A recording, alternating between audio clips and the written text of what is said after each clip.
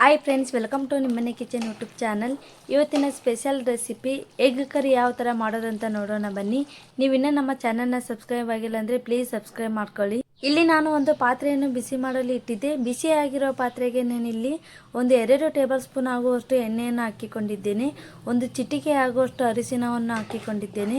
ಒಂದು ಅರ್ಧ ಸ್ಪೂನ್ ಆಗುವಷ್ಟು ಮನೆಯಲ್ಲೇ ಮಾಡಿರುವಂಥ ಖಾರದ ಪುಡಿಯನ್ನು ನಾನಿಲ್ಲಿ ಹಾಕಿಕೊಂಡಿದ್ದೇನೆ. ಇವೆರಡನ್ನು ಹಾಕಿಕೊಂಡ ಮೇಲೆ ಒಂದು ಸಾರಿ ಚೆನ್ನಾಗಿ ಮಿಕ್ಸ್ ಮಾಡಿಕೊಳ್ಳೋಣ.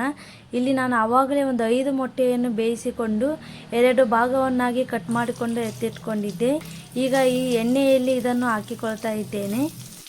ಇದೇ ರೀತಿ ಎಲ್ಲ ಮೊಟ್ಟೆಯನ್ನು ಒಂದೊಂದಾಗಿ ಎಣ್ಣೆಯಲ್ಲಿ ಹಾಕಿಕೊಳ್ಳೋಣ.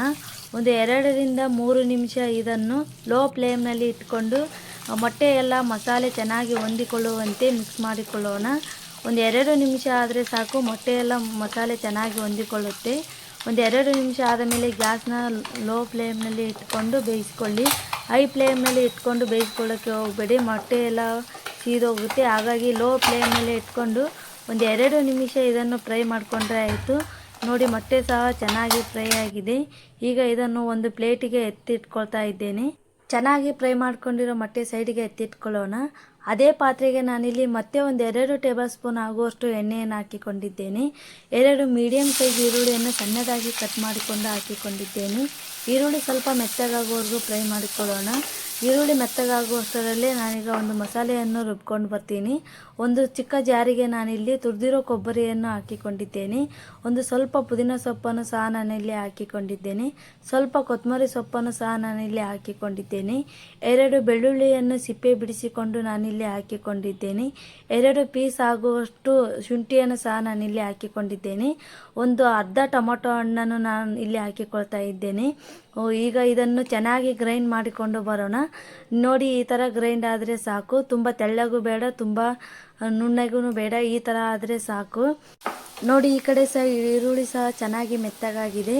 ಇಷ್ಟು ಮೆತ್ತಗಾದರೆ ಸಾಕು. ಈಗ ನಾನು ಇದಕ್ಕೆ ಆವಾಗಲೇ ರುಬ್ಕೊಂಡಿರುವಂಥ ಪೇಸ್ಟನ್ನು ಸಹ ನಾನೀಗ ಸೇರಿಸ್ಕೊಳ್ತಾ ಇದ್ದೇನೆ. ಪೇಸ್ಟನ್ನು ಸೇರಿಸ್ಕೊಂಡ ಮೇಲೆ ಒಂದು ಸಾರಿ ಚೆನ್ನಾಗಿ ಮಿಕ್ಸ್ ಮಾಡಿಕೊಳ್ಳಿ.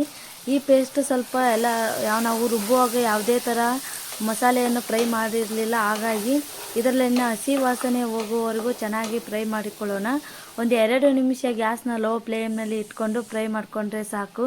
ನೋಡಿ, ಈ ಥರ ಎಣ್ಣೆ ಬಿಟ್ಕೊಳ್ಳುತ್ತೆ. ಈ ರೀತಿ ಮಸಾಲೆಯಲ್ಲಿನ ಹಸಿ ವಾಸನೆ ಹೋಗುವವರೆಗೂ ಚೆನ್ನಾಗಿ ಫ್ರೈ ಮಾಡಿಕೊಂಡ ಮೇಲೆ ಈಗ ನಾನು ಇದಕ್ಕೆ ಒಂದು 2ರಿಂದ 3 ಟೇಬಲ್ ಸ್ಪೂನ್ ಆಗುವಷ್ಟು ಮೊಸರನ್ನು ಹಾಕಿಕೊಳ್ತಾ ಇದ್ದೇನೆ.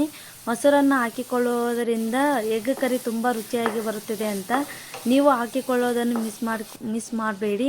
ಮೊಸರನ್ನು ಹಾಕಿಕೊಂಡ ಮೇಲೆ ಒಂದು ಸಾರಿ ಚೆನ್ನಾಗಿ ಮಿಕ್ಸ್ ಮಾಡಿಕೊಂಡು ಸ್ವಲ್ಪ ಎಣ್ಣೆ ಬಿಟ್ಕೊಳ್ಳುವವರೆಗೂ ಚೆನ್ನಾಗಿ ಫ್ರೈ ಮಾಡಿಕೊಳ್ಳೋಣ. ನೋಡಿ, ಈ ಥರ ಎಣ್ಣೆ ಬಿಟ್ಕೊಂಡಿದೆ. ಈ ಥರ ಎಣ್ಣೆ ಬಿಟ್ಕೊಂಡ ಮೇಲೆ ಈಗ ನಾನು ಇದಕ್ಕೆ ಸ್ವಲ್ಪ ಡ್ರೈ ಮಸಾಲೆಯನ್ನು ಸೇರಿಸ್ತಾ ಇದ್ದೇನೆ. ನಾನು ಮನೆಯಲ್ಲೇ ಮಾಡಿರುವಂಥ 2 ಟೇಬಲ್ ಸ್ಪೂನ್ ಆಗುವಷ್ಟು ಚಿಲ್ಲಿ ಪೌಡರನ್ನು ನಾನಿಲ್ಲಿ ಹಾಕಿಕೊಳ್ತಾ ಇದ್ದೇನೆ. 1 ಟೇಬಲ್ ಸ್ಪೂನ್ ಆಗುವಷ್ಟು ಧನಿಯಾ ಪೌಡರನ್ನು ಸಹ ನಾನಿಲ್ಲಿ ಸೇರಿಸ್ಕೊಳ್ತಾ ಇದ್ದೇನೆ. ಒಂದು ಅರ್ಧ ಸ್ಪೂನ್ ಆಗುವಷ್ಟು ಗರಂ ಮಸಾಲೆಯನ್ನು ನಾನಿಲ್ಲಿ ಹಾಕಿಕೊಳ್ತಾ ಇದ್ದೇನೆ. ಒಂದು ರುಚಿಗೆ ತಕ್ಕಷ್ಟು ಉಪ್ಪನ್ನು ಹಾಕಿಕೊಂಡು ಒಂದು ಸಾರಿ ಚೆನ್ನಾಗಿ ಮಿಕ್ಸ್ ಮಾಡಿಕೊಳ್ಳೋಣ. ಡ್ರೈ ಮಸಾಲೆ ಎಲ್ಲ ಆವಾಗಲೇ ರುಬ್ಬಿಕೊಂಡಿರೋ ಪೇಸ್ಟ್ ಜೊತೆಗೆ ಚೆನ್ನಾಗಿ ಹೊಂದಿಕೊಳ್ಳುವಂತೆ ಮಿಕ್ಸ್ ಮಾಡಿಕೊಳ್ಳೋಣ. ಈಗ ಇದನ್ನು ಒಂದು 2 ನಿಮಿಷ ಎಣ್ಣೆ ಬಿಟ್ಕೊಳ್ಳೋವರೆಗೂ ಫ್ರೈ ಮಾಡಿಕೊಳ್ಳೋಣ. ನೋಡಿ, ಎಣ್ಣೆ ಸಹ ಬಿಟ್ಕೊಂಡಿದೆ. ಈಗ ನಾನು ಇದಕ್ಕೆ ನೀರನ್ನು ಹಾಕಿಕೊಳ್ತಾ ಇದ್ದೇನೆ. ನೀರನ್ನು ನೋಡಿಕೊಂಡು ಹಾಕಿಕೊಳ್ಳಿ, ನಿಮಗೆ ಎಷ್ಟು ಬೇಕೋ ಅಷ್ಟು ಹಾಕಿಕೊಳ್ಳಿ. ನಾನಿಲ್ಲಿ ಒಂದು 2 ಕಪ್ ಆಗುವಷ್ಟು ನೀರನ್ನು ಹಾಕಿಕೊಳ್ತಾ ಇದ್ದೇನೆ.